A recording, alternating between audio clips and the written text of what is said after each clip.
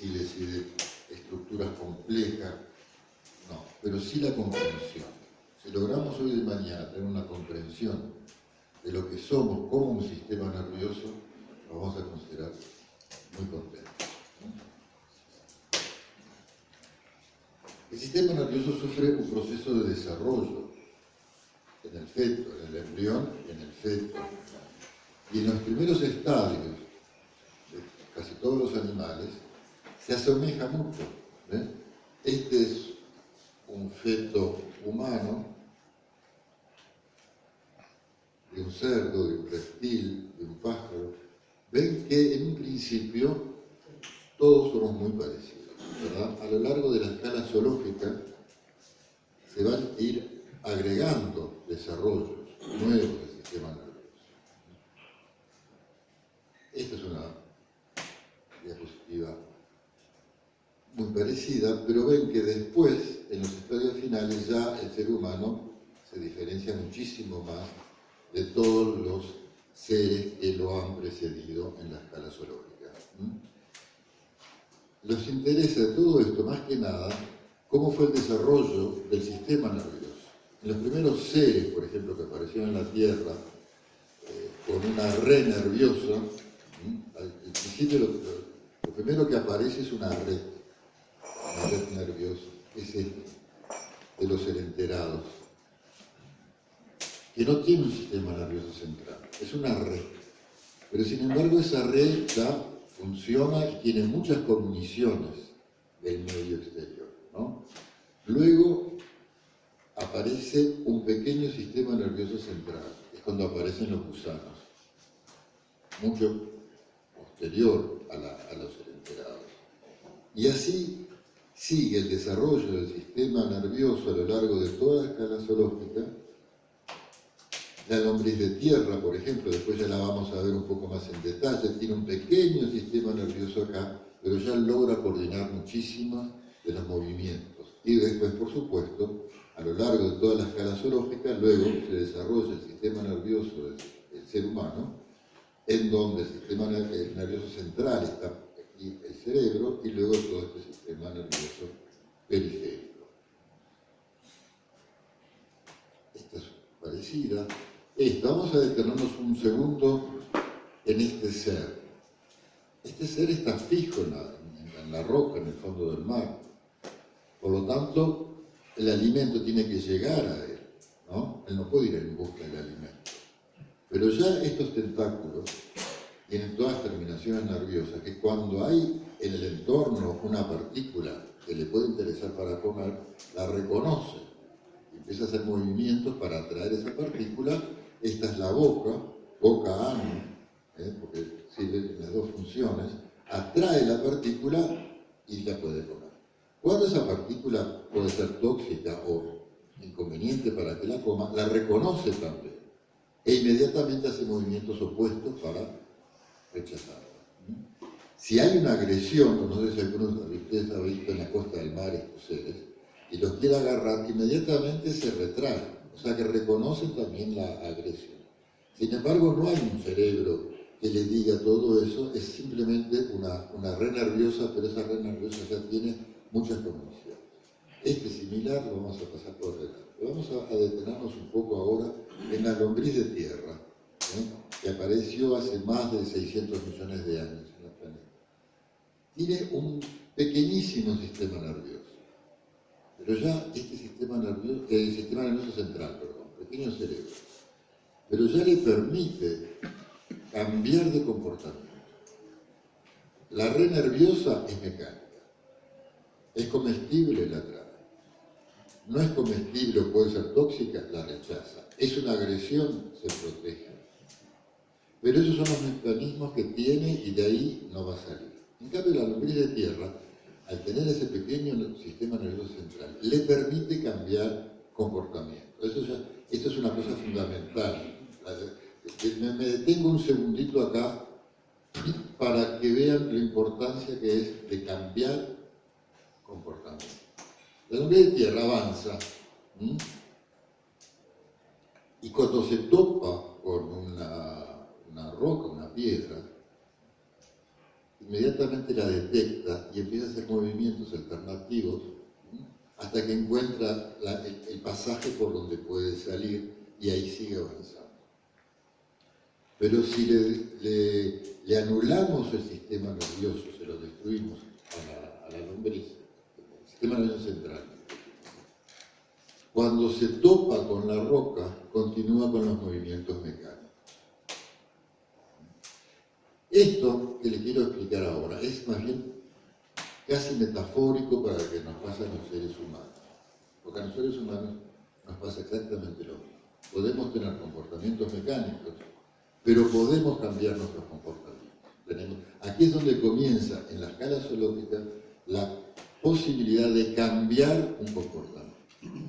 Cuando es mecánico, como en el cementerado, va a repetir siempre los mismos mecánicos.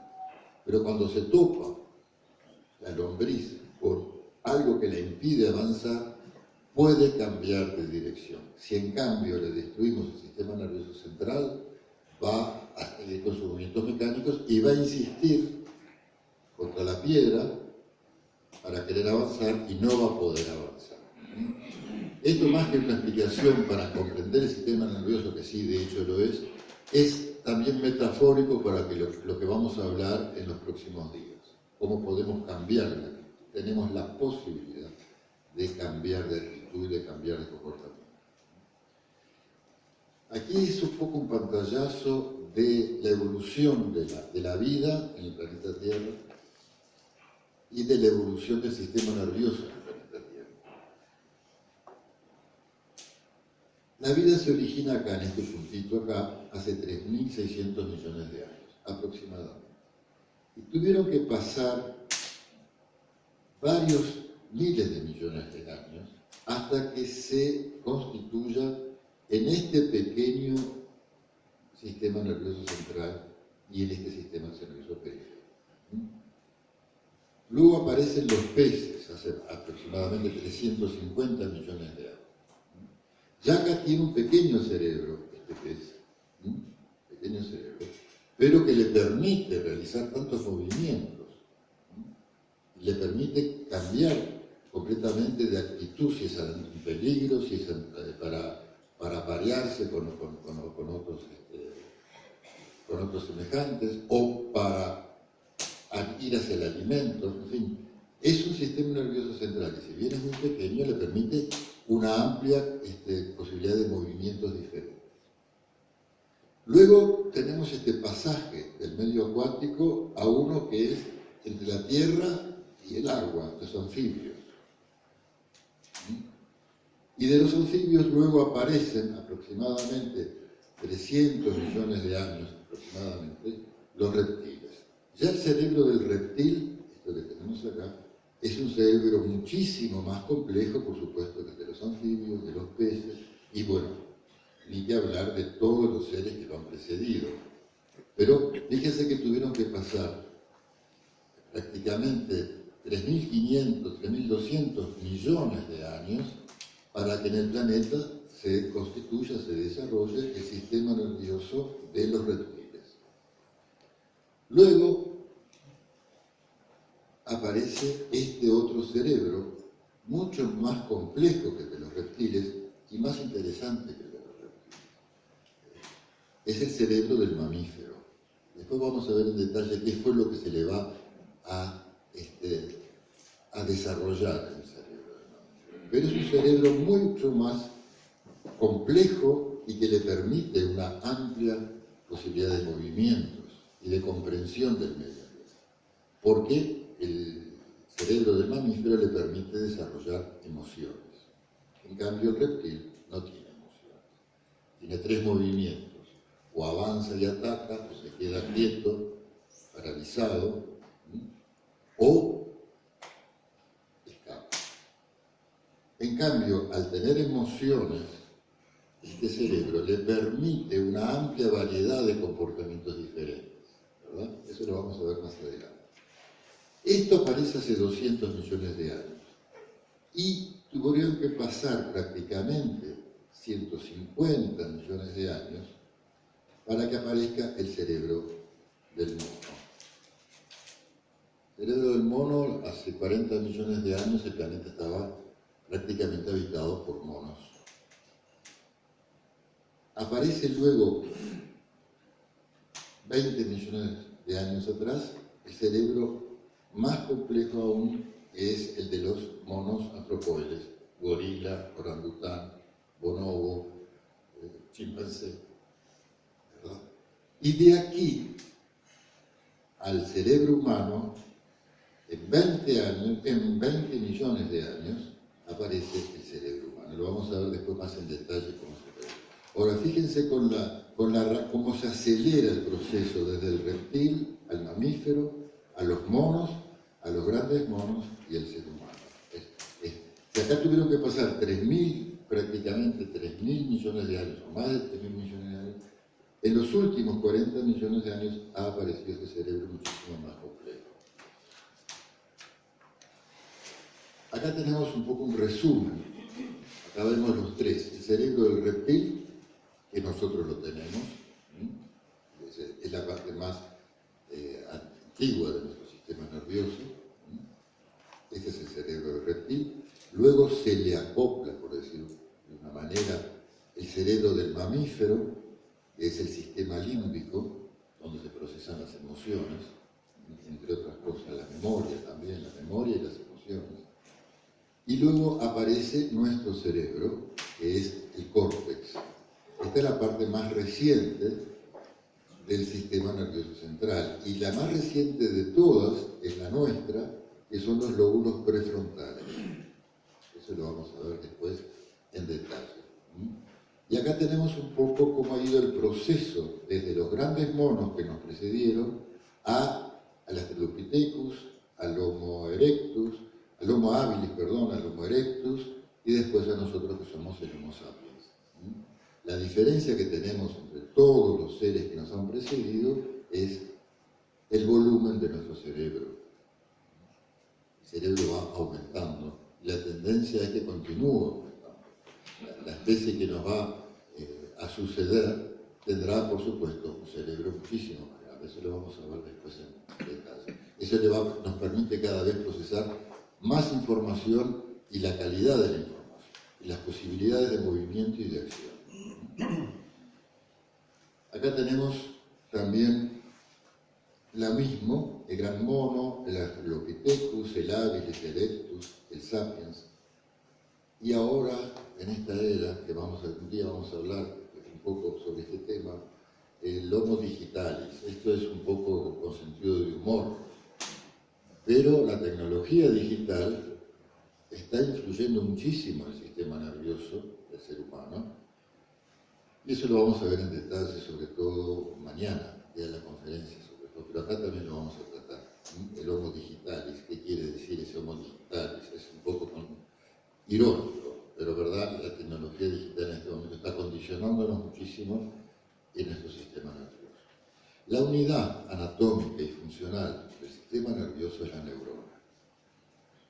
Somos millones y millones de neuronas conectadas entre sí. Eso sería, digamos, en síntesis, lo que es el sistema nervioso. Millones y millones y millones de neuronas, especializadas algunas, conectadas la mayoría de ellas entre sí, donde se reúnen en un sistema nervioso central y luego un sistema nervioso periférico. ¿Se acuerdan ayer que habíamos dicho la premisa de este seminario? Es que somos un sistema nervioso, ¿verdad? En contacto con el medio, el universo, el medio externo y el universo todo interior. El sistema nervioso que está en conexión con ambos y que procesa la información de ambos, y con esa información que procesa es la realidad que nos va a crear. Hoy de tarde vamos a ver cómo es ese proceso nos produce la realidad, cómo el cerebro crea nuestra realidad. Esta es la unidad anatómica y funcional, la neurona. Tiene un cuerpo, con un núcleo, acá tiene una gran prolongación nerviosa. ¿Se acuerdan que ayer hablamos de prolongaciones nerviosas? Que es el axón.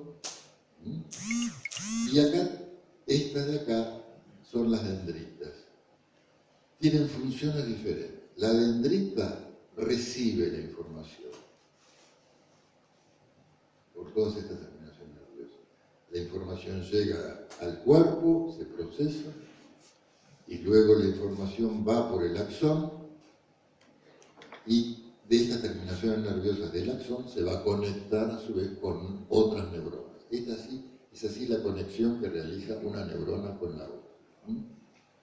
Esto es más en detalle la anatomía de la célula nerviosa, vamos a pasarla un poco por delante. Acá es como están conectadas las células nerviosas entre sí. Son cientos de conexiones que realizan una neurona con otra, varios cientos de conexiones. Y son varios millones y millones de neuronas conectadas entre sí. Es decir, que podríamos decir que somos una gran red nerviosa conectada toda entre sí. Esta es la sinapsis. Ayer algo hablamos de la sinapsis. Acá es cómo se conecta una neurona con la otra. Este vendría a ser la terminación del axón. Esta es la dendrita. Este es el espacio intersináptico entre las dos células. Y acá esa es la comunicación que tienen por neurotransmisores, que son estas moléculas que están aquí. Cuando se excita esta neurona, las libera y las capta la dendrita. Estos son los receptores de la dendrita. Y estimula la dendrita. Y así el estímulo nervioso se va conectando uno con otro, uno con otro, uno con otro. Es decir, que la conexión entre neurona y neurona es electroquímica. Una parte química, biológica, y luego se genera aquí una corriente eléctrica, llamémosle así, ¿verdad?, que se transmite todo a lo largo de la neurona. Esto está repitiendo lo mismo. Estas son las vesículas donde están los neurotransmisores y estos son los receptores. Esta es nuestra conexión que tenemos entre neurona y neurona. ¿Cómo está formado nuestro sistema nervioso? Tiene un sistema nervioso central, que es el cerebro y la espina dorsal. Y luego un sistema periférico, que es motor sensitivo, este de aquí, es somático, uno para los movimientos, otro para recibir el estímulo y tener sensaciones, y otro que es autónomo, que va a coordinar todo el funcionamiento de todos los órganos. Eso lo vamos a ver un poco más en detalle. Así que a grandes rasgos, en esquema muy grande, periférico y central. Acá tenemos sistema nervioso central y acá tenemos todo el sistema nervioso periférico. Central, cerebro y espina dorsal, este es el sistema nervioso central, y de aquí salen todos los nervios motores sensitivos y del sistema nervioso autónomo. Es decir, que somos una central, aquí, nuestro cerebro, en donde se generan todos los impulsos que van a ir hacia todo el cuerpo y donde va a recibir la información de todo el cuerpo. Este proceso se está haciendo constantemente en nuestro cuerpo. Nuestro cerebro está recibiendo toda la información que recibe, que sale de todas las partes de su cuerpo, le está dando información a todo su cuerpo en los movimientos. Y luego también está recibiendo, lo vamos a ver más adelante, toda la información que le viene por el mundo exterior. La luz, el espectro luminoso, el olfato, el gusto, pero también el tacto, el olor, ¿verdad? Para tener una idea de cómo está organizado nuestro cerebro, esta división no es real, o sea, no, el cerebro no está dividido así, pero sí se le divide para su comprensión. La parte frontal, este es el lóbulo frontal, este es el lóbulo temporal, occipital y parietal. Y esto de acá es la espina dorsal.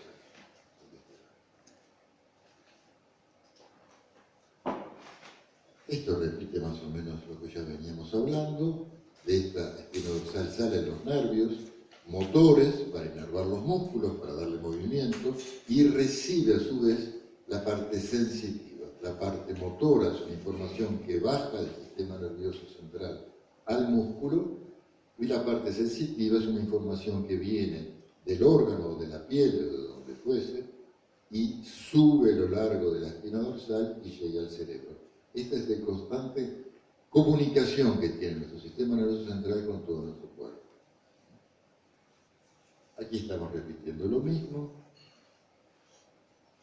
Hubo un neurólogo, Brodmann, que se dedicó a estudiar cada área del córtex. Esta es la corteza cerebral. Esta es la corteza cerebral. El hemisferio izquierdo, la parte externa, o sea que vendría a ser la parte externa del hemisferio. Y esta es la parte interna. Esta es la parte interna. El cerebro consta de dos lóbulos, un lóbulo izquierdo y un lóbulo derecho. De lo más importante que tenemos, que sí les pido que recuerden, es esta estructura que está acá. Esta es donde están unidos ambos hemisferios. Se llama el cuerpo calloso. Es un puente que hay entre ambos hemisferios, en donde toda la información que se procesa en el hemisferio izquierdo se va a comunicar con el hemisferio derecho y viceversa. Estos dos hemisferios están constantemente en comunicación. Tenemos un solo cerebro, pero usted va a observar que yo varias veces voy a decir el cerebro izquierdo, el cerebro derecho.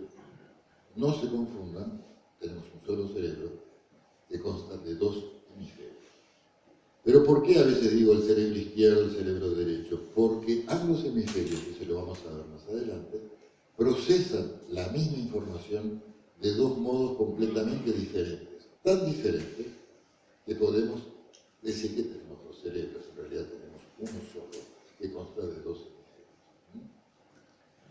Y acá tenemos el lóbulo frontal, parietal, occipital y el temporal. Y Brodmann lo que hizo fue, cada segmento, cada sector, cada área de la corteza, investigó qué actividad tiene. No toda la corteza tiene la misma actividad, está dividida por especialidades. Hay áreas que se especializan en determinada actividad, otras en otra actividad. La motora, por supuesto, es esta parte de acá, aproximadamente está aquí, corresponde al lóbulo frontal, va a tener acción sobre los músculos, sobre el movimiento de los músculos. La que está por detrás, esta aquí, es la que va a procesar la parte de la sensibilidad. Aquí, en el área occipital, en el lóbulo occipital, se va a procesar toda la información que le llega a través de los ojos, el espectro luminoso. Eso lo vamos a ver un poquito más en detalle. Así, en cada sector de la corteza va a hacer su tarea particular, especializada. Esto estamos repitiendo un poco lo mismo, pero es para ver más que nada cómo es el sistema nervioso autónomo. Después vamos a hablar de ello y de la importancia que tiene en el estrés. Consta de dos nervios, dos sistemas completamente diferentes, el simpático y el parasimpático. Eso lo vamos a ver en detalle un poco más adelante, ahora ya los anticipo, que son los que coordinan todo el funcionamiento de nuestros órganos. Y es autónomo. ¿Por qué es autónomo? Porque es independiente de nuestra voluntad. Están regidos por ese cerebro antiguo, que apareció hace muchísimos millones de años, que es el que coordina todo el funcionamiento de nuestros órganos. Por eso se llama sistema nervioso autónomo. Funciona automáticamente, autónomamente. No depende de nuestra voluntad. Esto también ya lo dijimos. Vamos a ver un poco cómo es la conexión entre los nervios motores y todo el sistema muscular. Si bien son dos sistemas diferentes, el sistema nervioso y el sistema muscular, se podrían considerar que funcionan como una unidad. Hay una separación anatómica, por supuesto, pero funcionalmente están muy unidos. Estas son las terminaciones nerviosas motoras, estas son las fibras musculares, y esto que se constituye acá entre el sistema nervioso y el músculo es la placa motora. Funciona como una unidad. Quiere decir que, sí, yo puedo decir que tengo separación con el movimiento de estos músculos, pero en realidad no es real. Somos uno. Ese es un poco un concepto que me gustaría transmitirlo todos los días. Somos una unidad. Esa separación que después, con nuestro pensamiento, logramos hacer, y de hecho la hacemos, no es real. Somos una unidad. Funciona todo como una unidad. Y aquí tenemos el sistema nervioso autónomo inervando todos los órganos. Y va a tener distintas acciones, sea el sistema simpático que el sistema parasimpático. Entonces lo vamos a ver. El simpático va a acelerar el funcionamiento del órgano, el parasimpático lo va a enlentecer. Aquí tenemos el sistema nervioso central, cerebro, la dorsal, y todos los nervios autónomos, simpáticos y parasimpáticos que van a ir a los distintos órganos. Y van a tener acciones opuestas. Por ejemplo, el simpático va a aumentar el diámetro de la pupila. ¿Cuándo se activa el simpático?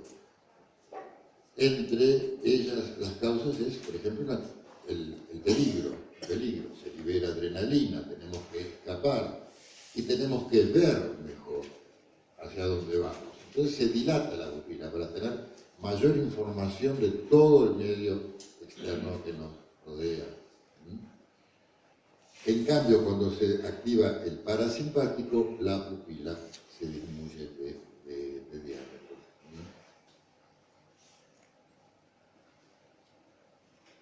Lo mismo sucede con el corazón. Lo estoy mostrando hasta aquí. Cuando se activa el simpático, el corazón se acelera, la presión arterial se eleva. Cuando se activa el parasimpático, sucede lo contrario. Lo mismo sucede con todas las demás vísceras, con los bronquios, con la piel, con todo nuestro cuerpo, va a tener acciones opuestas, el simpático y el parasimpático.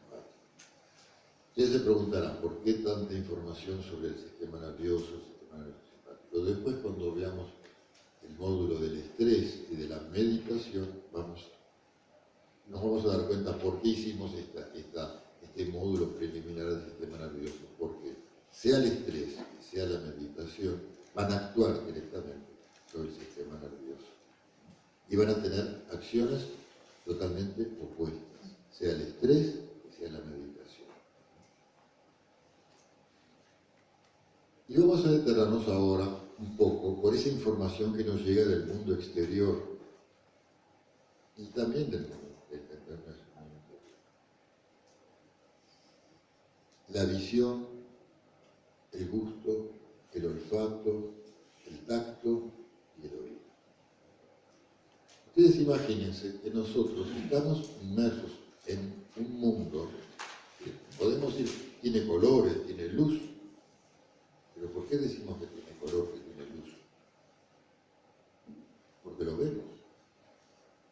Pero el mundo exterior es en realidad como lo vemos. Después vamos a ver en detalle cómo que funciona cada uno de estos órganos, pero en realidad lo que hay en el mundo exterior es información, lo que llamamos luz. Es lo que nuestro cerebro ha procesado con esa información, pero no sabemos cómo es en realidad la luz, no sabemos cómo son en realidad los colores. Es más, para aquellas personas que son daltónicas, no nos comprenderán nunca cuando decimos esto es verde, esto es rojo y estos son distintos matices de rojo. Él va a decir, yo veo, para mí no hay diferencia, son todos marrones, y esa va a ser su realidad. Es inútil que le expliquemos cómo es el verde, cómo es el rojo. Para él va a ser todo amarronado o gris. Quiere decir que ese cerebro procesa la información que le está llegando.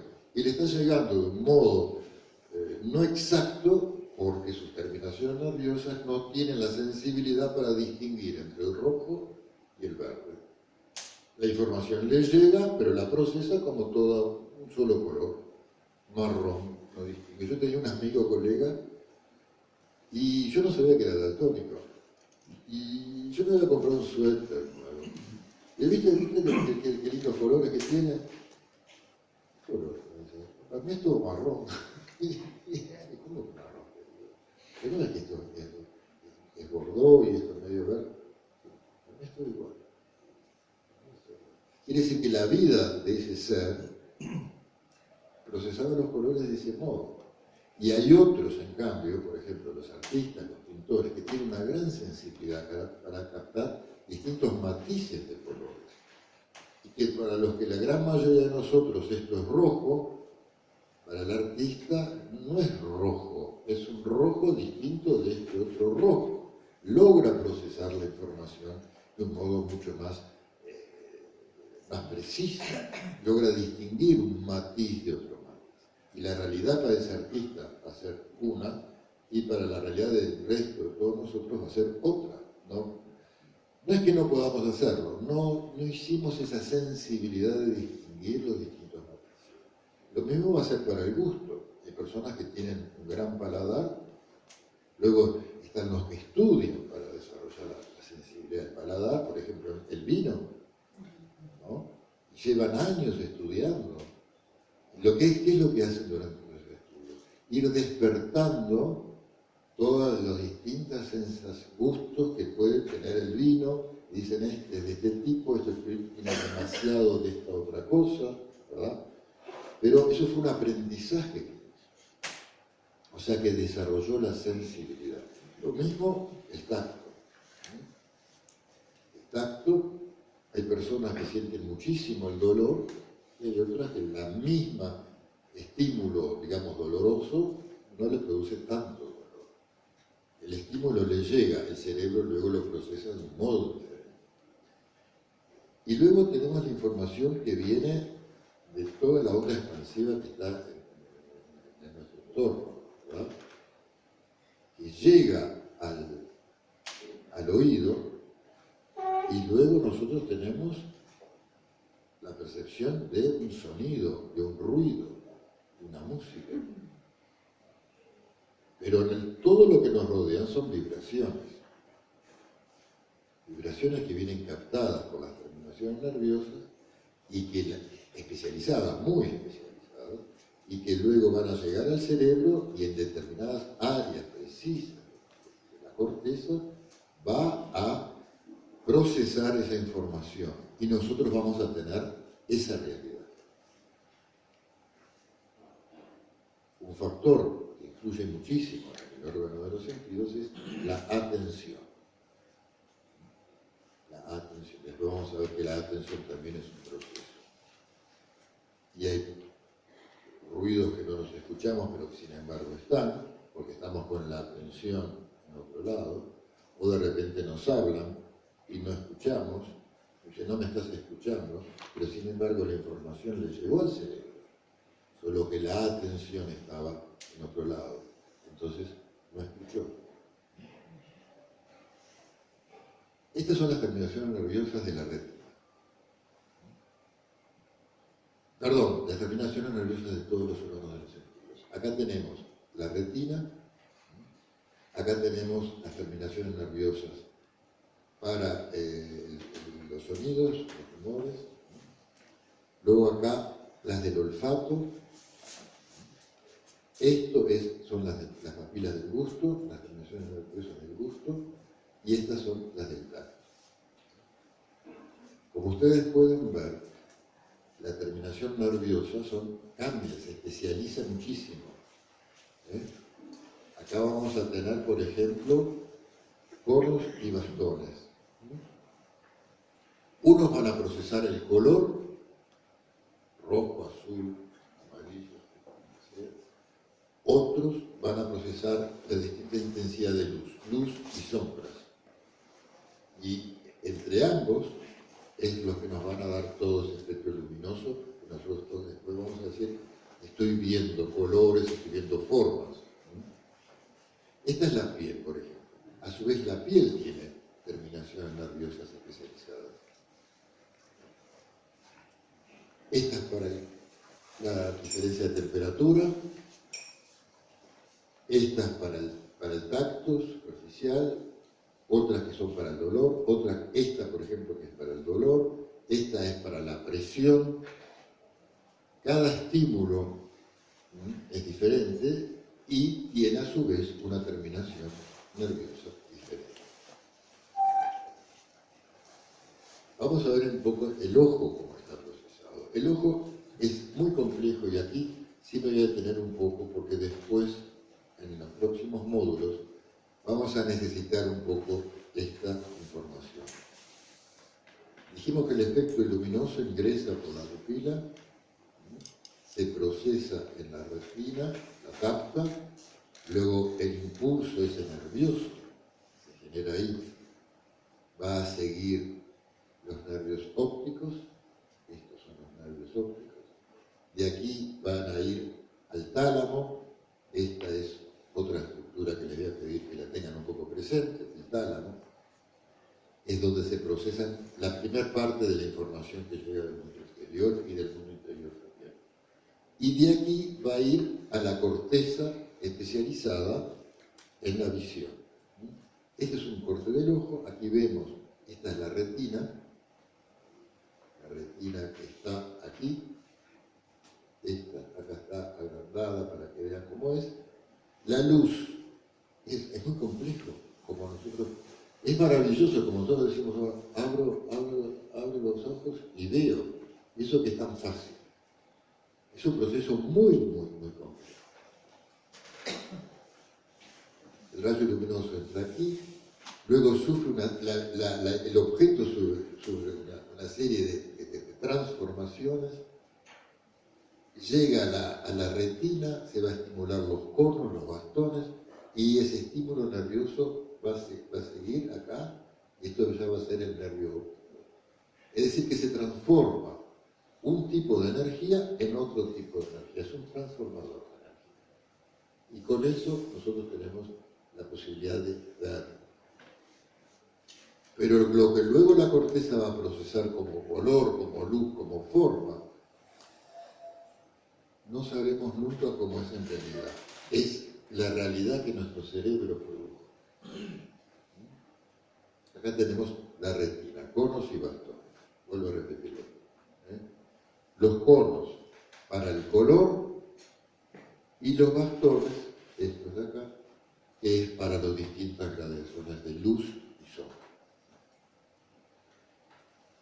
Una vez que llegó al tálamo,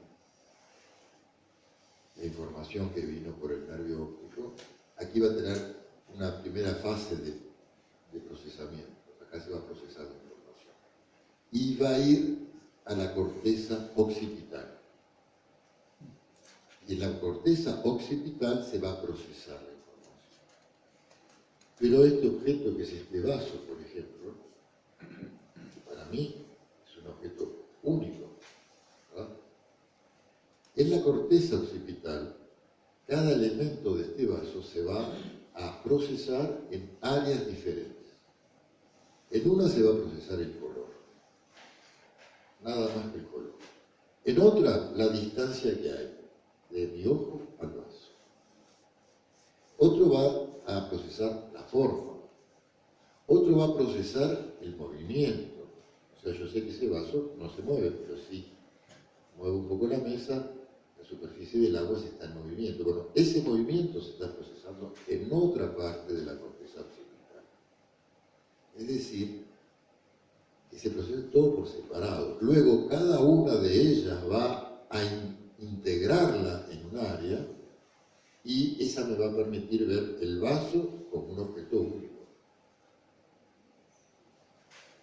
¿Sí? ¿Te das cuenta lo complejo que es el sistema nervioso? Yo no es que estoy viendo la forma por un lado, el color por el otro, no, yo veo un objeto único.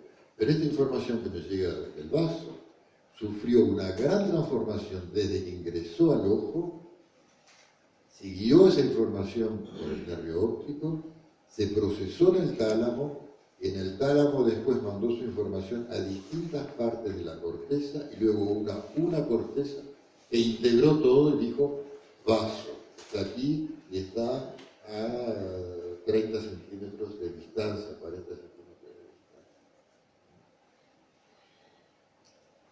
Hay un área, me voy a detener en un área, es la que procesa el movimiento. Y esto se estudió en soldados, después de la guerra, que tenían una lesión en la corteza cerebral. Estaban ciegos, pero no estaban ciegos porque tenían un problema en el ojo o tuviesen un problema en el nervio óptico o en alguno de estos trayectos que llegan a la corteza. Estaban ciegos porque tenían una lesión en la corteza occipital. Pero se observó que alguno de ellos podía tener percepción de movimiento. Si le largaban o le amagaban que le mandaban algo al rostro, hacían un movimiento para esquivarlo, pero sin embargo ellos no veían nada. Eso es el área 6 de la visión, que procesa el movimiento. Esa es el área 6 que procesa el movimiento. Eso se los quería señalar. Es a veces, por ejemplo, esa rapidez que tiene el tenista para devolver la pelota, la procesó en el área 6, el movimiento por donde venía, y es un área que está subyacente a la corteza. Es un área muy primitiva, es el área donde se procesaba anteriormente en la escala zoológica en seres que nos han precedido muchísimo. Es muy primitiva. Por ejemplo, el cerebro del reptil. El cerebro del reptil no tiene esta visión del mundo que tenemos nosotros, es mucho más limitada. En realidad, ¿qué es lo que le interesa al reptil? Si lo que está delante es comestible, si lo que está delante es un peligro, y ahí toda la información se la acabó. Si está en movimiento y es comestible, se va a acercar y lo va a comer. Si es movimiento pero es un peligro, va a salir y va a escapar. Y ustedes no sé si han observado, por ejemplo, la lagartija. La lagartija es uno, si se queda quieto, la lagartija está ahí, ¿verdad? Y uno, si se quiere acercar un poquito inmediatamente, dispara. Esos son los tres movimientos que tiene el cerebro argentino. Avanzar y atacar, quedarse paralizado, o si no, escapar. Pero para ello todo lo que necesita del mundo externo, como visión, es muy simple. Es una mosca que está cerca, se la come. Pero una mosca que está volando en el techo, a mí le interesa porque no va a llegar con la lengua. ¿Entiendes? O sea que a medida que el sistema nervioso se fue desarrollando, se fue perfeccionando en las percepciones. Y en nosotros, los seres humanos, tenemos una gran percepción. Pero en los animales hay algunos que nos superan. Por ejemplo, en el oído, en el olfato, que son los dos sentidos que se han desarrollado, digamos, primariamente. El olfato es muy importante para los animales, el oído también es muy importante para los animales. Nosotros luego no es que lo hemos perdido, pero lo hemos ido usando siempre menos. Y entonces, como toda cosa que no se usa, como decíamos ayer, el sistema nervioso es un músculo, todo lo que no se usa se va un poco aquietando y todo lo que se estimula y se usa se va cada vez más perfeccionando. Y acá tenemos otro que es algo maravilloso, que es el oído. Fíjese que lo que le llega al tímpano son vibraciones. Son vibraciones. Luego, en la parte del tímpano, golpean el tímpano, lo mueven, lo hacen vibrar. Y luego viene una transmisión, una transformación y una transmisión. Desde estas vibraciones que están en el exterior, en un movimiento mecánico a través de los huesecillos del oído medio, y van a empujar el oído interno una membrana, y en esa membrana después hay un líquido, a ver, estoy señalando bien, sí, acá,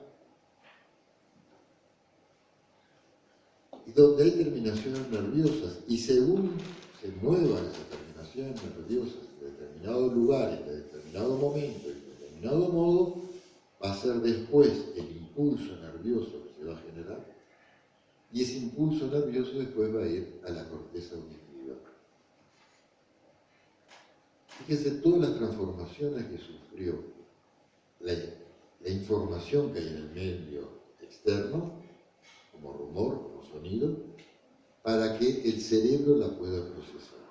Y según sea este ruido, o sea un sonido o una melodía, la va a distinguir, y nosotros vamos a distinguir realmente una melodía, ruido. Y después está lo que decíamos de la especialización. Si el niño aprende a estudiar música, a escuchar distintos sonidos, el cerebro se les va a especializar. Y va a poder captar cuando una nota es falsa, cuando no es falsa, cuando es el tono, el ritmo, el movimiento, etcétera, etcétera, etcétera. ¿Por qué? Porque se especializó esa corteza en procesar los distintos tonalidades, rumores, sonidos, música, etcétera. Todos están en el mundo externo, pero cada uno de nosotros lo va a procesar de una manera diferente. Yo conocía a una colega que no podía escuchar música. Y yo, pero ¿cómo no te gusta la música? Dice, para mí es todo ruido. No sabía distinguir entre ruido y música.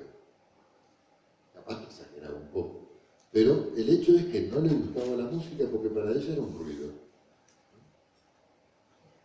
Sin embargo, la música son las vibraciones que hay en ese momento. Ella las percibía como una cosa, como un rumor, no como una realidad. Un melómano, uno que apasionado de la música, sabe exactamente la interpretación de este violinista y le gusta más que otro violinista, y le gusta más este pianista que otro más pianista, y puede decir, interpretó muy bien, no, fue muy rápido, no, le pegó demasiado. Son matices, Sin embargo, la información está en el mundo exterior. De acuerdo a cómo la procesó, va a ser la realidad que tiene ese cerebro. Y nos queda el olfato. El olfato es el primer órgano de los sentidos que se desarrolla. El olfato. Son terminaciones nerviosas que hay en la mucosa nasal y en el paladar, en la lengua, en las mejillas, con todas terminaciones nerviosas que van a captar los distintos sabores. Hay 4 distintos sabores que van a ser captados por terminaciones nerviosas diferentes. Lo que es salado, lo que es dulce, lo que es ácido y lo que es amargo. Eso sería el gusto. El gusto, estoy hablando del gusto. Yo de qué estoy hablando. Olfato, hice lío. Disculpen, hice lío. Gracias. No estoy hablando del olfato. Y después cuando vi la lengua, yo lo que pasa es que al final para allá no veo bien, y me pareció que era también... No. Borren todo, disculpen. Estoy hablando del olfato. El olfato es el primer órgano de los sentidos que se desarrolla, y de hecho las terminaciones nerviosas van a ingresar al cerebro, al bulbo olfatorio, y son las únicas que no llegan al tálamo. ¿Se acuerdan cuando hablamos del tálamo que dijimos que procesaban los órganos de los sentidos? Bueno, la información que viene del olfato no llega al tálamo, pasa directamente al cerebro. Es el órgano de los sentidos más antiguo que hay. Primero aparece en la escala zoológica. Y de hecho los recuerdos que nos traen los olores son los que nos despiertan recuerdos que teníamos muy atrás, olvidados. Por ejemplo, recuerdos de niño, olores que teníamos de niños, aromas que teníamos de niños. Y después pasamos décadas, sin sentirla. Y de golpe entramos en una habitación y sentimos eso, inmediatamente tenemos el recuerdo de la infancia. Porque es una información que llega directamente al cerebro y de ahí a la corteza, y cada recuerdo está asociado a un color, a un olor, a un sabor, a un sonido. El órgano del olfato es el primero que se desarrolla. Y ahora sí, a donde hicimos un poco de lío, que es con el gusto, en donde se van a detectar los distintos salado, dulce, ácido, amargo, en distintas partes de la lengua, en distintas partes del paladar, de la mejilla. Todo esto, y aquí terminamos, quédense tranquilos la parte del sistema nervioso, pero la información que necesitamos para ir avanzando en el tema, la básica la tenemos, la comprensión de que somos un sistema nervioso que está procesando energía que llega por distintos canales, por distintas vías, muchas de ellas muy especializadas, van al sistema nervioso central y luego de ahí van a la corteza especializada, y esa va a crear la realidad que ese cerebro es capaz de crear. Todas las neuronas necesitan un cierto nivel de activación. No es que estén todas dormidas, inactivas. Están inactivas, pero no que no estén desactivadas en un 100%. Están, por decirlo de una manera, semiactivas. Necesitan una activación extra, hacer el nivel de excitación para que esa neurona se excite, se active. Y una vez que esté activa, va a poder manifestar la información que tiene. Esto que le estoy diciendo, ténganlo presente porque lo vamos a necesitar en el futuro, ¿no? Cuando tratemos el tema de cómo el cerebro procesa la realidad. Cuando hablemos cómo el cerebro procesa la atención. ¿Qué sucede durante la meditación? Todos en estos distintos momentos en que vive el cerebro van a depender del grado de activación que tengan las neuronas. O sea que este concepto nos va a servir para comprender muchas cosas. La realidad que nosotros tenemos va a depender también de cómo estén activas esas neuronas. El grado de activación de las neuronas. Y de ahí va a depender la realidad que tenemos.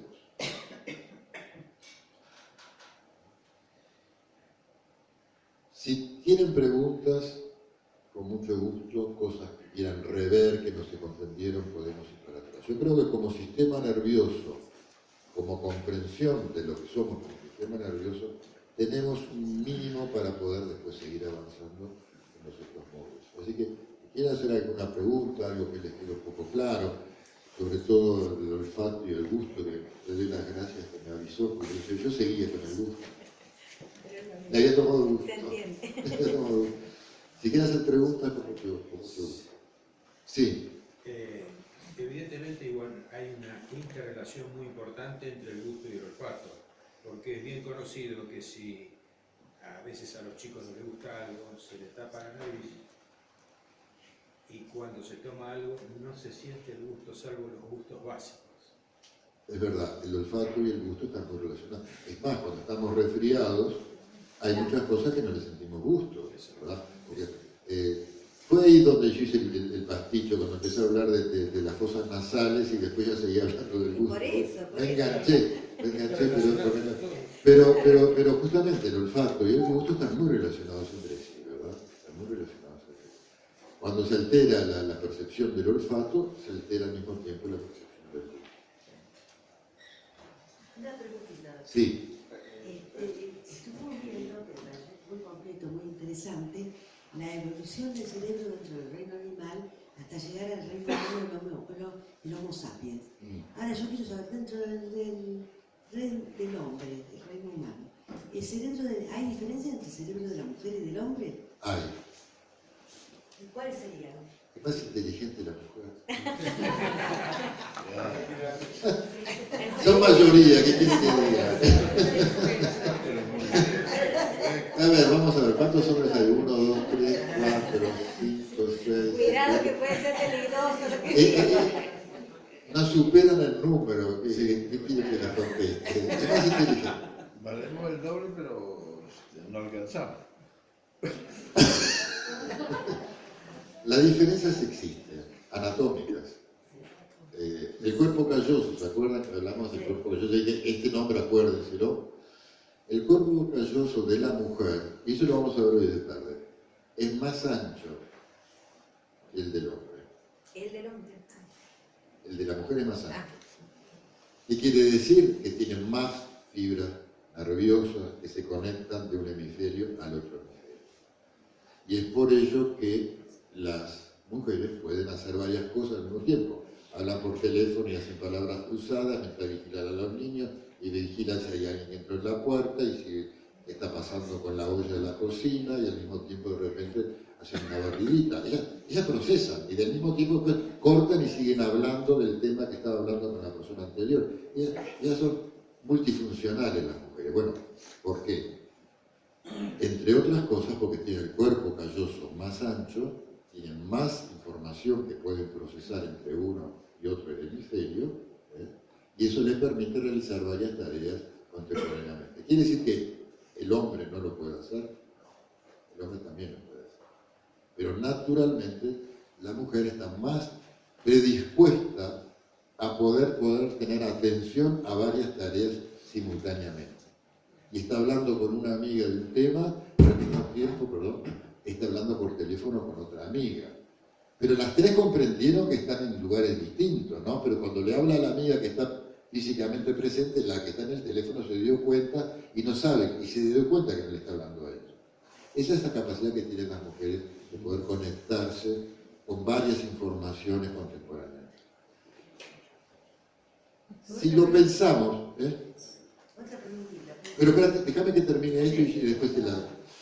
Si lo pensamos, tiene su lógica, entre comillas. ¿Por qué? Porque desde el Paleolítico, el grupo familiar estaba constituido sexo femenino, con los niños, con los ancianos. Tenían que estar atentos a distintas actividades, que estaba haciendo el niño, cómo le estaba pasando a la persona mayor, hablando con otra amiga, en fin. Requería tener atención en varias cosas al mismo tiempo. En cambio, el cerebro del hombre tenía que focalizar y analizar un punto. ¿Cuál era? La presa cuando salía a cazar. Y le interesaba solo la presa. Cuando estaba cazando, tenía la presa delante para cazar, ¿qué le interesaba si la mujer estaba hablando con otro y si el niño se le había caído y si la abuela quería un vaso de agua? Es decir, que el hombre tiene una visión desarrollada mucho más analítica que la mujer. La mujer tiene una visión mucho más global. Pero eso no quiere decir que el cerebro del hombre no pueda tener una visión global, ni tampoco está diciendo que un cerebro femenino pueda tener una visión analítica. Sí, ¿qué pregunta? Otra pregunta era la siguiente. Dentro del cerebro, el centro de equilibrio, ¿dónde se encuentra ubicado? En parte está funcionando mucho en el oído y en el cerebro. Perdón, en el cerebelo. En el cerebelo. Cerebelo,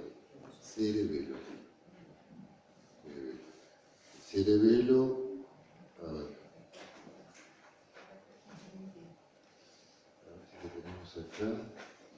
Sí. El cerebelo es esto. Yo cuando miro para atrás después me confundo. Acá. Este es el cerebro, frontal, parietal, occipital, y este es el cerebelo. Esto que está aquí, que estoy señalando, era lo que constituía en un principio el cerebro del reptil. ¿Sí? La parte del movimiento del reptil estaba coordinada por el cerebelo. Luego, a medida que sufre el sistema nervioso distintos desarrollos en distintas etapas de la escala zoológica, se desarrolla una capa muy especializada, mejor dicho, un área muy especializada para el movimiento, es la corteza motora, que aproximadamente estaría por acá. Esta es la corteza motora. Pero la corteza motora está funcionando también con el cerebelo. El cerebelo lo que le hace hacer a ese movimiento que genera la corteza motora es afinarlo. Entonces, cuando hay un trastorno en el cerebelo, lo que hay a veces son trastornos en la sensibilidad fina, en los movimientos finos, o distintos tipos de temblor que pueden aparecer, y también en el equilibrio, la coordinación de los movimientos, también en los movimientos que nos van a articular, la articulación de la palabra es motora, los músculos, de la boca, de la lengua, de los labios y de las cuerdas vocales. Ese sonido viene vocalizado, después viene articulado, y cuando hay un trastorno en el cerebelo, por distintos motivos, hay también un trastorno en la palabra. Y se diagnostica muchas veces por cómo la cadencia, cómo habla la persona, que puede tener un trastorno cerebelo. Es decir, en síntesis, el cerebelo nos quedó para la parte fina, para la parte del movimiento, para regulación, la parte del movimiento fino, del equilibrio, entre otras cosas, ¿verdad? No sé si eso responde a la pregunta. Bien, gracias. No, respecto a la pregunta anterior que usted hizo mejor dicho, la respuesta que dio de las diferencias entre el hombre y la mujer y las actividades, ¿habría sido que a través de los tiempos las actividades de la mujer y las acciones llegaron a modificar la parte esa anatómica del cuerpo calloso? Sí. Interesante. Una modificación, es decir, habría esas diferencias que una sería más ancha, la otra más angosta, pero se deberían, en parte por el tipo de actividades y de relación que tuvieron las mujeres y los hombres con el medio y las funciones que debieron realizar, esas funciones modificaron el órgano. Interesante su pregunta, mucho. Sí. No lo sé. Pero anatómicamente, digamos, el cerebro de la mujer y el cerebro del hombre son diferentes. Si usted me dice que pienso, y es lo que yo pienso, no es lo que yo sé, creo que ya la naturaleza los hizo diferentes. Así como hicieron el sistema endocrino diferente del hombre y de la mujer, también el cerebro lo hizo diferente. Pero también es cierto que el desarrollo de una actividad modifica el cerebro, lo que hablamos ayer de la neuroplasticidad, ¿no? Eso sí es verdad, eso sí es verdad. El lenguaje verbal, por ejemplo, fue el Homo sapiens que lo creó. No sé cuánto, 50.000 años, 75.000 años, no interesa. El hecho importante es que en un determinado momento de nuestra historia empezamos a utilizar la palabra, a nombrar. Eso modificó el cerebro. Eso sí modificó el cerebro. Eso lo vamos a ver en otros módulos. Y las áreas que procesan el lenguaje verbal son mucho más desarrolladas que las mismas áreas contralaterales del otro hemisferio. ¿Por qué? Porque necesita más músculo. Ustedes no se imaginan la cantidad de energía y de procesos diferentes que tiene el lenguaje verbal en distintas áreas del cerebro. Lo que es tan normal, estemos haciendo un diálogo, ¿verdad? Toda la información que está saliendo de mi boca, que está llegando a sus oídos, que está siendo procesada por su corteza, está siendo procesada en distintas áreas. Incluso la parte emocional del lenguaje lenguaje, de la información verbal, está siendo procesada en otras áreas del hemisferio derecho. Y de repente usted no está entendiendo lo que yo le estoy explicando, pero sí la parte emocional está entendiendo y se está dando cuenta si yo le estoy hablando de una manera sincera, franca, o si le estoy hablando de una manera engañosa, del tono de la voz. Es decir, que el lenguaje verbal tuvo que desarrollar muchísimas áreas, o sea que la actividad después, digamos, filogenéticamente, si vemos, si pudiésemos ver, por ejemplo, un corte de un cerebro que estaba antes del Paleolítico, antes del lenguaje verbal, un cerebro de un ser humano actual, hay diferencias anatómicas, por supuesto, y sobre todo en el área que procesan el lenguaje. Son muchísimo más grandes. Ahora, sí, la actividad de la mujer luego hizo que el cuerpo calloso sea más grande, honestamente no lo sé. Me inclino a pensar que naturalmente se crearon de forma diferente. Se hicieron de forma diferente. Son dos cerebros que se crean diferentes, tienen sus matices de diferencias, tienen sus grandes diferencias, porque el hombre y la mujer tienen actividades diferentes. Son complementarias. Ahora voy a decir algo que las va a conocer. En realidad, el cerebro de la mujer es doméstico, para las tareas domésticas. Pero bueno, se enoja. Pero es la mater familia. Sí, sí, está en el instinto. Mater, de ahí viene la palabra matrimonio, me parece, si no me equivoco. Es donde nace la vida.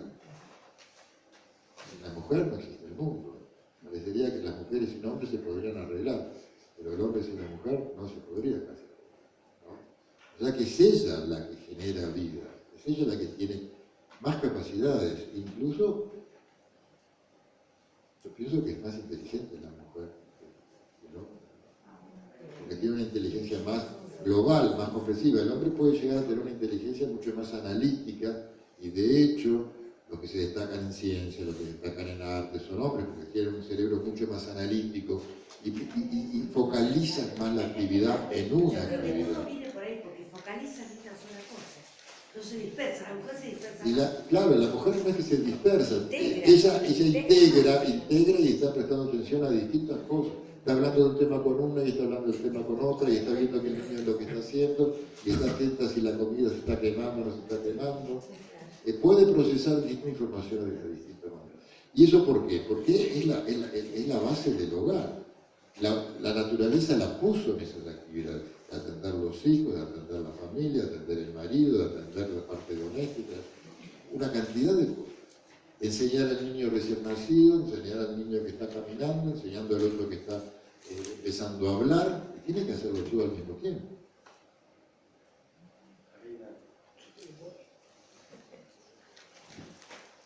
Volviendo al lenguaje, Sí. que habló recién, y esa especialización, ¿no es cierto?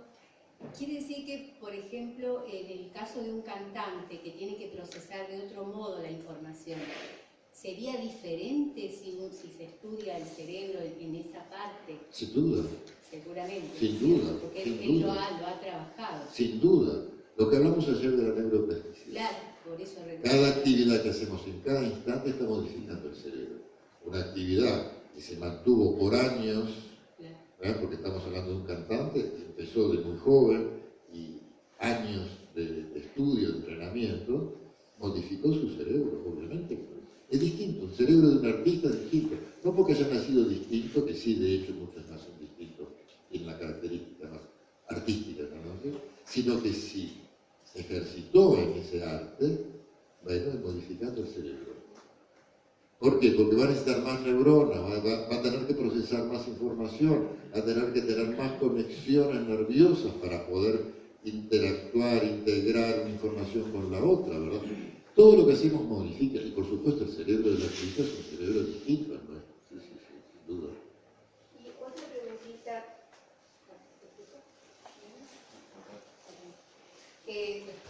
otra preguntita, en relación a los sentidos, ¿no es cierto?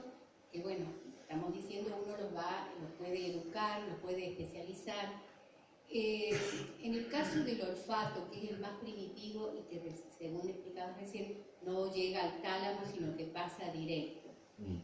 La educación del olfato va a ser la misma. O sea, yo por un asunto personal, el olfato mío es básico. Entonces yo digo, ¿se puede eso mejorar? Sí, claro. Practicándolo. Practicando. Tomando distintos flores, por ejemplo, un ejemplo, o distintas hierbas para condimentar, rosmarino, el orégano, en fin. Ir viendo las diferencias que tiene una y otra, de repente un tipo de orégano y otro tipo de orégano, ¿verdad? De repente hay una amiga que le dice, mira, este orégano es más fuerte, ¿no? Y tú le dices, para mí es igual, pero si sigues insistiendo, vas a ir despertando esa sensibilidad. Mi pregunta era porque como no pasaba por el tálamo, si era lo mismo que los otros sentidos. Y eso No pasa por el tálamo, pero se procesa en la corteza, ¿eh? Ojo, el olfato se procesa en la corteza también, ¿eh? No pasa por ese proceso previo del tálamo, pero eso no quiere decir que no llega. Hay una corteza que es la corteza olfatoria, que procesa toda esa información, claro. Y es esa la que hay que ir despertando. Porque la información llega igual, pero luego se va a procesar de manera diferente, de acuerdo a esté activa o no esté inactiva, tantas o más o menos neuronas. Eso es lo que hay que, lo que queremos decir con despertar la sensibilidad, es lo que estamos diciendo básicamente, es tener más neuronas activas. Ese es el concepto que nos va a servir para el futuro, ¿no? Cuando hablemos de la meditación, ¿verdad? ¿Más preguntas? Sí. Cuando comentaba de los soldados que volvían y tenían esa afección en la vista, era por una cuestión del cerebro. ¿En qué les había sucedido? ¿Se supo? Porque era una bala, supongo. Claro, es que faltaba eso, como no sé si que justo todos los habían golpeado o... No, eran heridos de guerra que habían tenido una lesión en la corteza occipital y habían quedado ciegos, pero no porque tuvieran un problema en la vista. Habían quedado ciegos porque la información llegaba a la corteza, pero después no se podía procesar porque estaba muerta, estaba lesionada. Pero les había quedado áreas de la corteza que procesan el movimiento. Entonces, si uno les arrojaba algo, o amagaba que les arrojaba algo, ellos hacían el movimiento de esquivarlo. No porque lo vieran, pero una parte de su cerebro sí veía el movimiento. No sé si eso quedó claro o se confunde. Sí, me faltaba ese dato de la lesión. Una más cosa. Sí. He sentido nombrar bastante, pero no he indagado mucho sobre el tema, las neuronas espejo. ¿Qué es lo que son? Las neuronas espejo, está bien. Se lo voy a contestar ahora, lo vamos a ver después en detalle. Las neuronas espejo fueron descubiertas, por casualidad, por grandes descubrimientos científicos, y no hace tanto tiempo. Fue el profesor Rizzolatti en Italia, que estaba estudiando monos, y tenía muchos monos con electrodos en el cerebro, que estaba estudiando las distintas áreas cerebrales. Y a su vez esos electrodos estaban conectados con computadoras. Ahora ustedes saben que la tecnología moderna nos permite estudiar el cerebro en tiempo real. Está sucediendo en el cerebro, digamos, en el instante ese. Y vio que cuando pasó delante del mono, y yo creo que en ese momento lo que él hizo fue un movimiento con el brazo, en el cerebro del mono se copió, entre comillas, ese movimiento, y él lo vio en la pantalla, que se habían activado las áreas del cerebro que realizan el movimiento que él había realizado. No sé si hasta aquí quedó claro. Sin haberlo hecho el mono, sin haberlo imitado. Sin haber el mono levantado el brazo. El cerebro del mono imitó el movimiento del profesor Rizzolatti. Y eso fue lo que lo despertó para... Siguió, ¿no? Y entonces él fue el que descubrió las células espejo, que son unas neuronas grandes, que nos están, a ver, valga valga la redundancia, espejando todo lo que está pasando. Por supuesto, la señora se sacó los lentes recién, ¿verdad? Y si yo tuviese los lentes, no la voy a imitar, porque si no va a parecer que le estoy tomando el pelo. El cerebro a su vez tiene todo mecanismo de inhibición para no estar copiando los movimientos de los otros. ¿Sí? Eso quedó claro. Pero sí el cerebro está espejando todo lo que está pasando, no solo a nivel de movimientos, a nivel de emociones. Y eso es muy importante cuando hablemos después de empatía, las células de espejo. Pero por ahora vamos, ya que la nombraste, vamos a detenernos un poquito en eso. Las células en espejo nos están espejando, valga la redundancia, todo lo que está pasando en nuestro mundo exterior. La empatía, que viene a ser sentir lo que la otra persona está sintiendo, se hace en gran parte por las neuronas en espejo.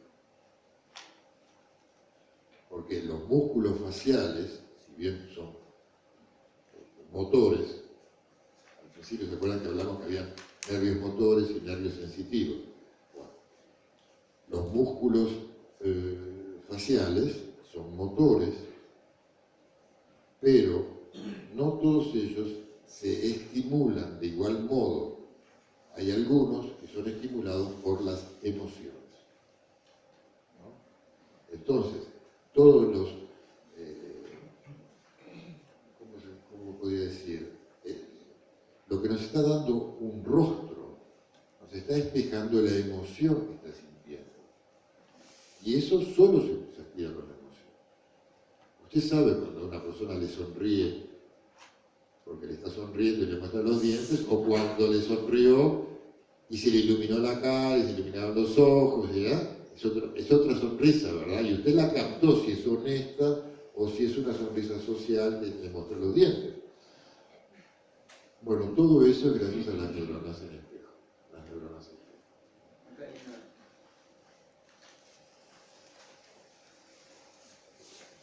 Tenía dos consultas. Primero, al respecto de cuando hablaste del origen de los diferentes cerebros, digamos, que se fueron acumulando. En la parte frontal del cerebro había un delfín. Un delfín, sí. ¿Qué significaba eso? Está buena esa observación. Estaba puesto en la parte del lóbulo frontal, pero más que en el lóbulo frontal estaba puesto en la parte prefrontal.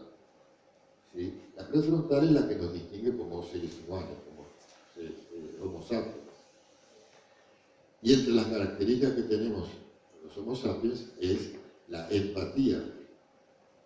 Y otro proceso que lo vamos a ver hoy de tarde, que es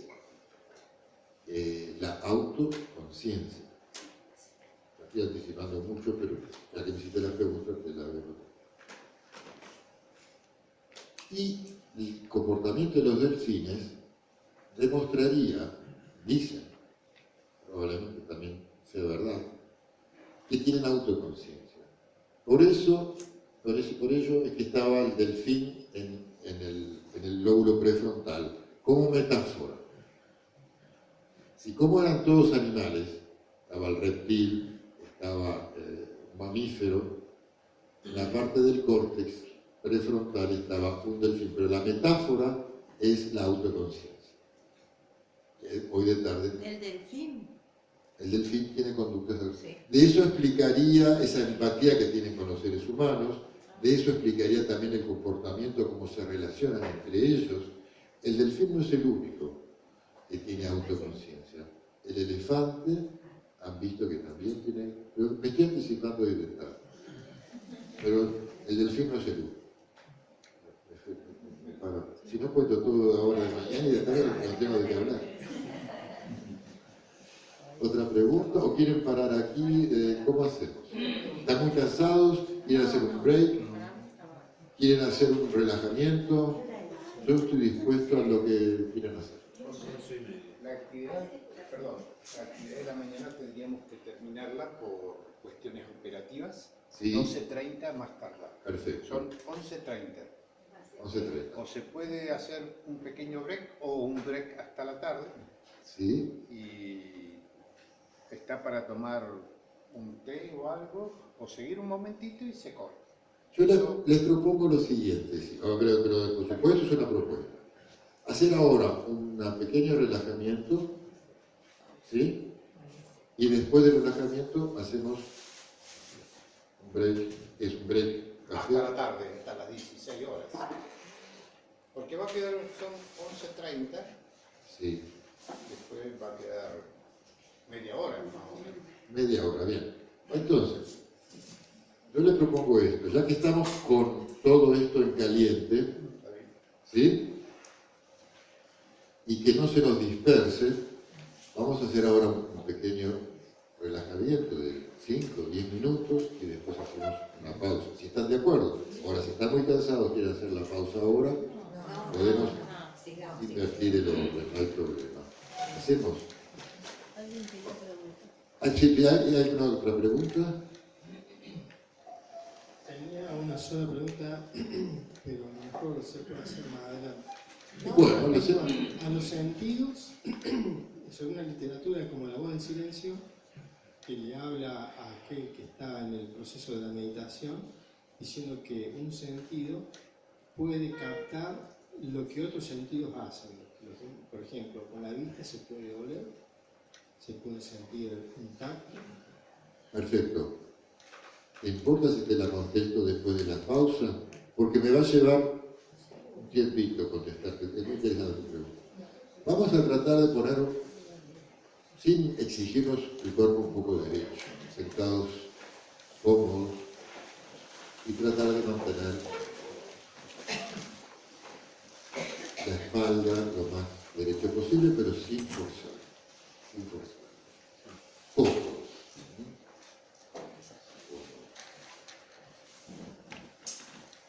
Y vamos a dirigir, para comenzar, la atención al aire que entra y al aire que sale por la nariz.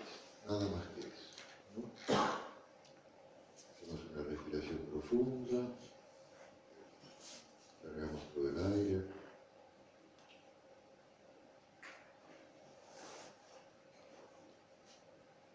Y prestamos atención al aire que entra por la nariz, al aire que sale por la nariz.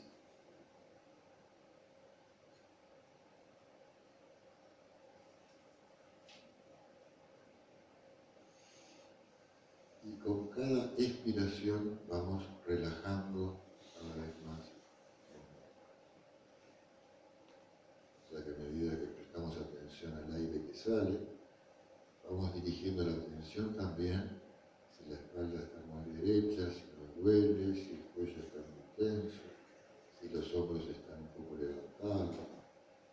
Y si tiene que hacer algún movimiento para aflojar esos músculos, lo van haciendo a medida que van inspirando y expirando.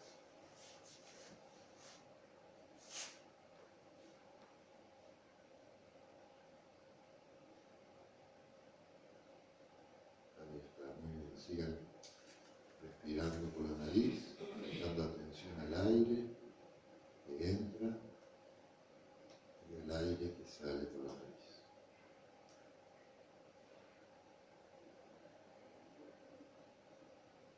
Y observe que cuando están en la fase de expiración, hay como una corriente que corre todo a lo largo de la espalda, desde la nuca hasta el coxis. Inclusive puede correr también a través de las piernas, las rodillas, llegar hasta la planta de los pies. Y observen un poco si se puede activar esa corriente que baja. Esa energía que está bajando, una energía corriente.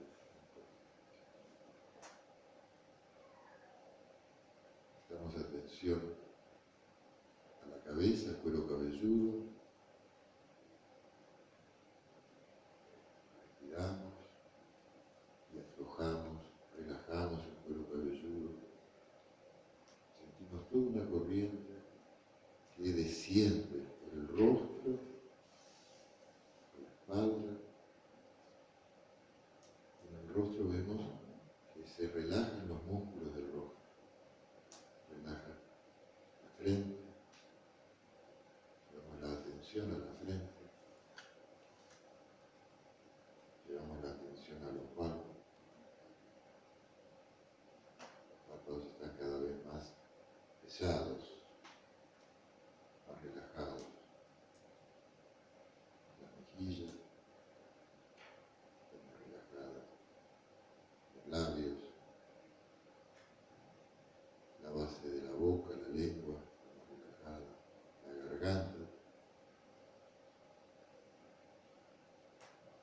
están prestando atención a la respiración que entra y a la respiración cuando sale de la nariz, y aprovechen la expiración para relajar cada vez más los músculos del rostro.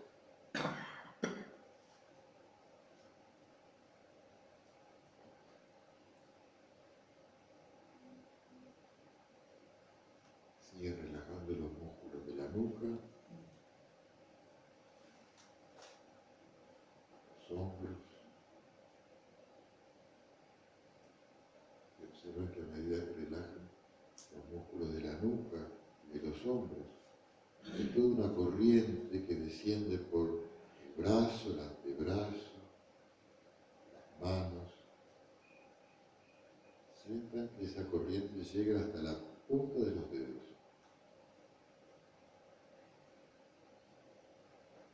Y dirijan la atención hacia los pulgares. Y relajen los pulgares. Presten atención a los pulgares ahora. Los pulgares están bien relajados. Luego el dedo índice, el dedo mayor, anular, meñique, a la palma de la mano. La palma de la mano está bien relajada. Y sientan si hay un cambio de temperatura, ¿verdad? Y la palma de la mano está un poco más caliente.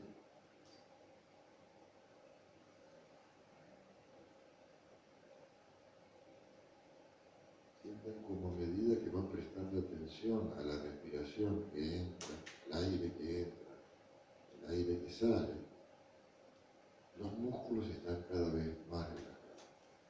Presten atención a los músculos.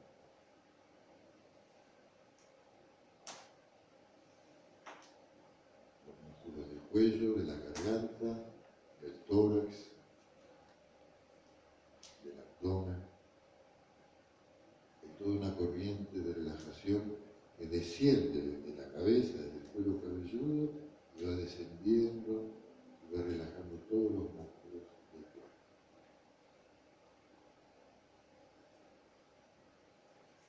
Y esa corriente de relajación sigue por los muslos. Sientan el contacto del cuerpo con la silla. Presten atención al contacto del cuerpo con el respaldo y con el asiento. Y relajen ese contacto. Relajen, relajen cada vez. Presten atención a las rodillas se relajan. Desciende esa corriente de relajación por las piernas, los tobillos,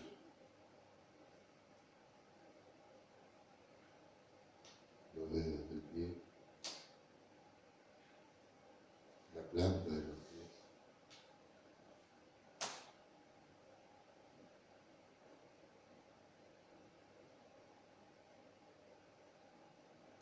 Observen que la realidad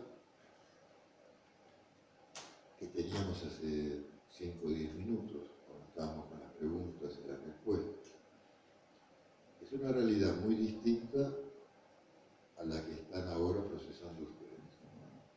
Sin embargo, fue poco lo que cambió en el medio externo, porque el salón es el mismo, el ruido del fuego es el mismo, sigo siendo yo quien está hablando, ustedes me están escuchando, o sea, no hubieron grandes cambios, pero sin embargo la realidad que ustedes están ahora viviendo no es la misma. Ello se debe a que a la atención que ustedes están prestando no es la misma atención que estaban prestando cuando yo estaba hablando antes de la relajación. Ahora están, ¿qué incluyeron? Y esto sería muy bueno que lo vieran. Lo que incluyeron fue la atención a la respiración. Eso fue lo que cambió todo, eso fue la clave que cambió todo.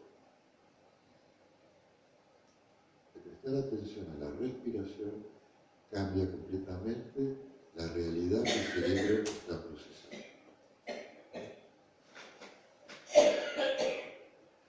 Podríamos decir que ustedes ahora están más conscientes en el sentido de que están conscientes de la persona que está hablando, pero que están siendo conscientes de su propio cuerpo. Y están siendo conscientes de lo que está pasando en su propio cuerpo. Y están siendo conscientes de la respiración. Y antes todo ello sucedía. Lo único que cambió fue el foco de atención. Podríamos decir que se amplió el foco de atención.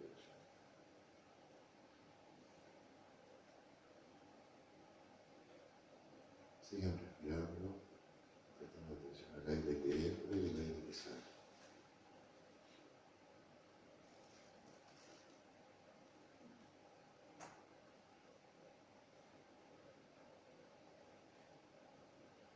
Y ahora lentamente comiencen a mover los dedos de las manos, los hombros, los pies. Empiecen a prestar atención otra vez al cuerpo en movimiento. De a poco, a medida que vayan sintiendo ganas de mover el músculo, muévanlo. Si quieren quedarse un ratito más relajados, pueden quedarse relajados. Cada cual siga un poco a su ritmo, lo que va sintiendo, lo que va teniendo ganas de hacer en este momento.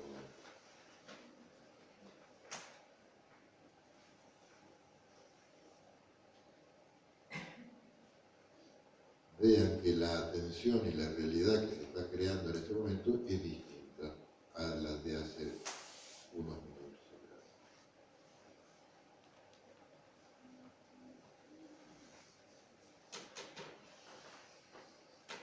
Y a medida que vayan teniendo ganas, vayan abriendo los párpados.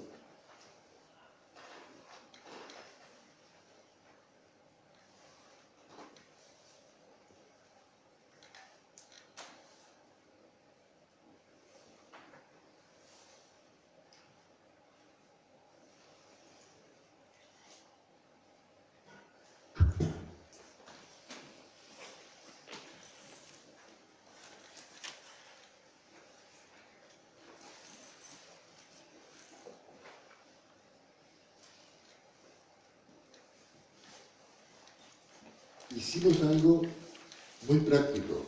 Todo lo que estuvimos hablando hoy de mañana, del sistema nervioso, como procesaba la información, lo hicimos de modo práctico.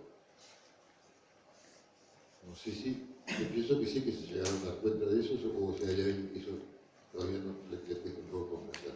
Pusimos en práctica de lo que hablamos hoy de mañana. Hoy de mañana dijimos que somos un sistema nervioso que está en contacto con el medio externo, que está en contacto con nuestro medio interno y que procesa ambas informaciones.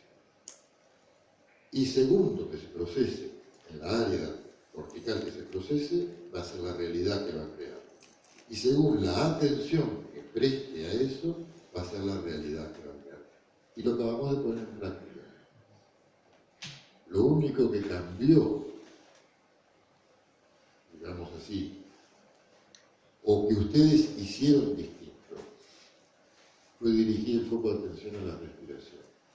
El resto fue todo igual. O sea, se modificó, pero no hubo algo distinto que ustedes hicieran. Ustedes prestaron atención nada más que la respiración. Y eso ya cambió todo. Sin embargo, la percepción que venía del mundo exterior era la misma. La percepción que venía del cuerpo de cada uno de ustedes era la misma. ¿Y qué fue lo que cambió? ¿Qué fue lo que cambió? La atención. Lo que cambió fue la atención. Vamos a dedicarle todo un módulo a la atención.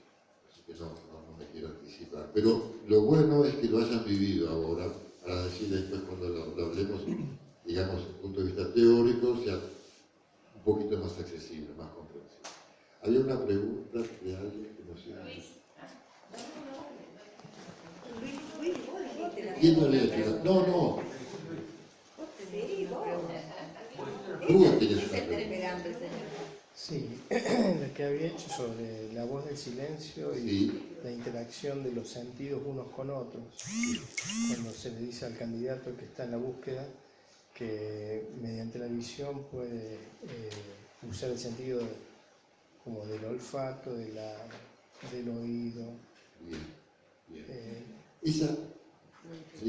Esa capacidad se llama sinestesia. ¿Cómo? Sinestesia. Hay seres que, naturalmente, la naturaleza les creó el cerebro de esa manera. Y ellos pueden ver el color de un sonido o pueden sentir el sonido de un gusto. ¿Qué pasa? Toda la información que llega al cerebro se le integra a ese ser en un área que está activa. Entonces, el estímulo que llega es luminoso, pero al mismo tiempo está activando áreas acústicas, por ejemplo. Entonces, el estímulo luminoso también no solo tiene un color, tiene un sonido. Eso sucede naturalmente en el cerebro humano en determinados seres.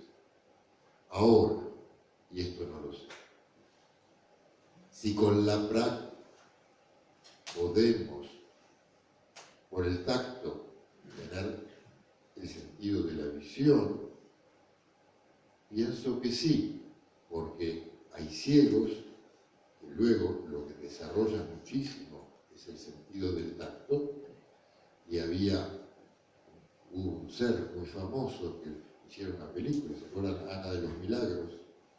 Ana de los Milagros es una chica que había nacido ciega y sordomuda. ¿No? O sea que la percepción del mundo exterior que ella tenía era nada, porque el mundo de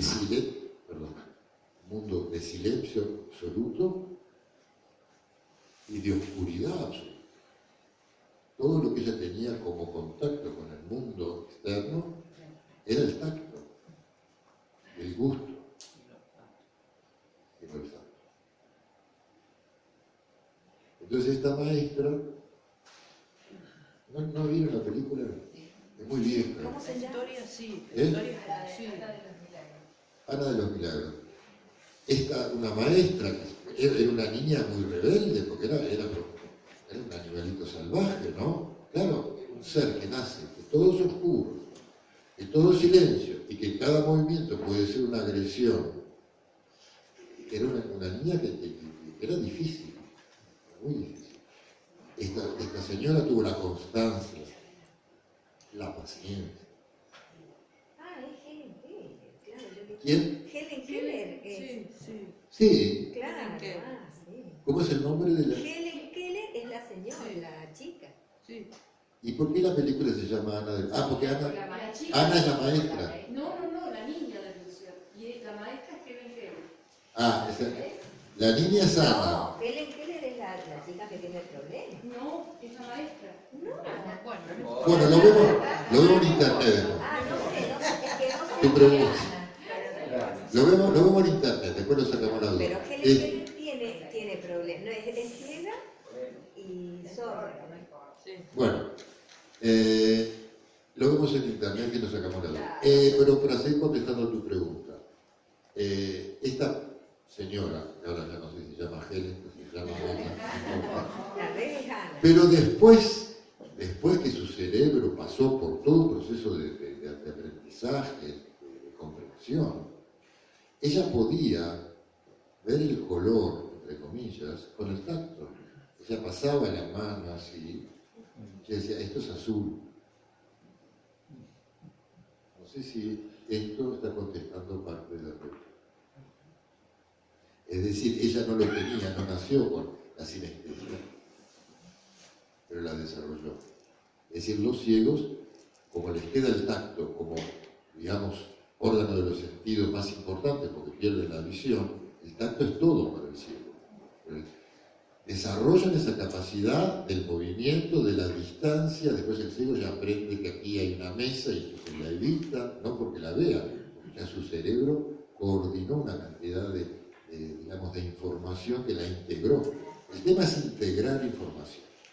Sinestesia sería la integración de fuentes de información que llega por distintos medios, por distintas puertas, la visión, el olfato, el gusto, el tacto, y se integran. Como todo, después se traduce en un estímulo nervioso. El estímulo nervioso es el mismo para todos. No sé si eso explica la cosa. No es que el estímulo nervioso de la luz va a ser distinto del estímulo. La neurona va a tener un estímulo electroquímico, nervioso, es ese, punto, se acabó. Sea la fuente el sonido, sea la fuente la luz, sea la fuente el tacto, sea la fuente un aroma, ya está traducido en un impulso nervioso. Y si se estimula esa neurona, va a dar la información que ella tiene. ¿Sí? ¿Quedó confuso, más confuso, más claro? Bien, hacemos la pausa, ¿les parece bien? A no ser que haya otra pregunta, con mucho gusto, si no hacemos una pausa.